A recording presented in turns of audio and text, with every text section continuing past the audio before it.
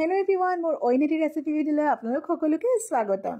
আজি খাইছো দহি মটৰ, দৈ মটৰ। গ্ৰীণ মটৰ আকৌ একেবাৰে মটৰখিনি গুছাই ৰাখিলে ফটাফট কিবা এটা সবজি 4-5 মিনিটতে বনাব পাৰি।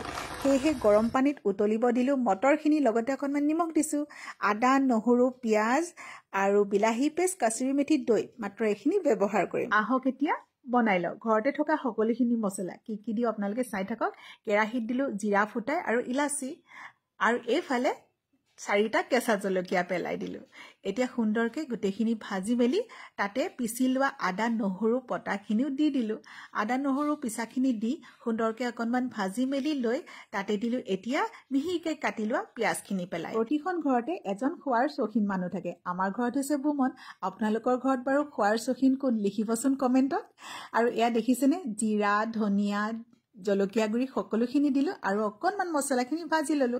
অকণমান পানী দিছিলো দেই মছলাখিনি ভাজোতে। তাৰ পিছত দিলো বিলাহী পেষ্টখিনি পেলাই। এতিয়া বিলাহী পেষ্টখিনি সিমান টাইমলৈকে ভাজিব লাগিব যেতিয়ালৈকে বিলাহীৰ কেঁচা কেঁচা গোন্ধটো নেযায়। এইফালে বিলাহীখিনিও ভাজি হৈ থাকক আৰু এইফালে মটৰৰ কামখিনি কৰি লওঁ। সুন্দৰকৈ পানীৰ পৰা মটৰখিনি উঠাই ৰাখিলো কাৰণ মটৰখিনি এতিয়া ৰেডি যেতিয়া। এইফালে বিলাহীখিনিও ভাজি হ'ল যেতিয়া ফটাফট তৰকাৰী হৈ যাব। দেখিছেনে? আৰু এতিয়া মই দিম ইয়াতে দৈখিনি পেলাই। দৈ যিমান থাকে সিমানখিনি দিব পাৰি। আজি মোৰ ওচৰত যিমান দৈ আছিলে সিমানখিনিয়ে দিলো আৰু দৈ পৰিমাণৰ লগত মিলাইহে আমি এতিয়া মটৰখিনি তাত ঢালিব লাগিব। আৰু দৈখিনিৰো এটা নিজৰ তেল থাকে, তেতিয়ালৈকে ভাজিব লাগিব যেতিয়ালৈকে দৈৰ পৰা তেলটো ওলাই নাহে। আৰু দৈখিনি এতিয়া কিছু সময় যিহেতু ভাজিব লাগিব, আপোনালোকক সুন্দৰ কথা এটি কওঁ। এতিয়া ধৰক দৈ আৰু মই মটৰ বনাইছো, আমি দৈ আলু বনাব পাৰো, দৈৰ লগত অন্য বস্তু বনাব পাৰো। এটা মেইন ৰন্ধন প্ৰণালী আমি যদি ধৰি লওঁ তাৰ লগত আমি বিভিন্ন বস্তু খটুৱাব পাৰো।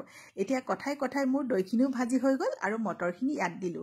গোটেই মটৰ নিদিলো কাৰণ দৈৰ পৰিমাণটো অকণমান কম আছিলে।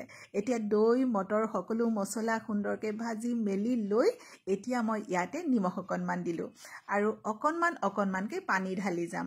সৰহকৈ পানী ঢালিলে বেছি সময় উতলাব লাগিব আৰু মটৰটো হয়তো গলি যাব, গলি গ'লে ভাল নালাগিব। এইফালে মোৰ দৈ মটৰ হৈ আছে, এইফালে মই ৰুটিও বেলি আছো। আজি শুকান ৰুটি খাম আৰু আজি মই অকণমান ৰংটো মোৰ তৰকাৰীখনত কম পাইছো কাৰণ আজি কাশ্মীৰ মিৰ্চ নাছিলে। কেতিয়াবা শেষ হৈ যায় নহয়, শেষ হ'লে আকৌ আনাও নহয়। আজি বজাৰ কৰিলো ৰাতিপুৱা, তথাপিও পাহৰি থাকিলো কাশ্মীৰ মিৰ্চৰ কথা। আপোনালোকে বনালে দিব, তেতিয়া ৰংটো আৰু ধুনীয়া হ'ব। আৰু একেবাৰে শেষত দিলো কাসুৰি মেথি। আৰু এতিয়া সুন্দৰকৈ এটা বাটিত লৈ লাহে লাহে ব্ৰেকফাষ্ট টেবিললৈ যাবলৈ হ'ল। আৰু এয়া হৈ গ'ল দৈ মটৰ। আৰু বলক ব্ৰেকফাষ্ট টেবিলত আপোনালোকক কৈ আছো খাই কেনেকুৱা হৈছে। এনেকুৱা ধৰণৰ ৰেচিপিও লৈ মই আপোনালোকৰ মাজলৈ সদায় আহি থাকোঁ। আজি কিন্তু মই ইয়াত লুচি খাবলৈ বেছি মন আছিলে, যিহেতু তেল খোৱা বাদ দিছোঁ, সেইকাৰণে আজি শুকান ৰুটিৰ লগতে আপোনালোকক কম খাই কেনেকুৱা হৈছে। আৰু এইখন তৰকাৰীৰ লগত আমাৰ ফ্ৰাইড ৰাইচ হওক, পোলাও হওক, সেইবোৰো ভাল লাগিব খাই। আৰু সঁচাকৈ কৈছোঁ বহুত ধুনীয়া হৈছে। এনেই মই ৰুটি হ'লে 2খন খাওঁ, আজি কিন্তু মই দৈ মটৰৰ কাৰণে অন কেমেৰা নহয় অফ কেমেৰা মই 3খন খাইছোঁ। কাৰণ কোনোবাই মোক কৈছিলে যে বা 3খন ৰুটি প্লেটত ল'বলৈ নেপায়, সেইকাৰণে মই 2খন ৰুটি লৈছোঁ। আৰু যেতিয়া মোৰ মন গৈছে তেতিয়া আকৌ এখন লৈছোঁ। আৰু এনেকুৱা ধৰণৰ বিভিন্ন ৰেচিপি লৈ মই আপোনালোকৰ মাজলৈ সদায় আহি থাকোঁ। অন্য এটি সুন্দৰ ৰেচিপি ভিডিঅ'ৰ অপেক্ষাত আজিলৈ আহিছোঁ। বাই বাই, ধন্যবাদ। শেষত কমেণ্টত লিখিব আজি দৈ মটৰ চাই কেনেকুৱা পালে।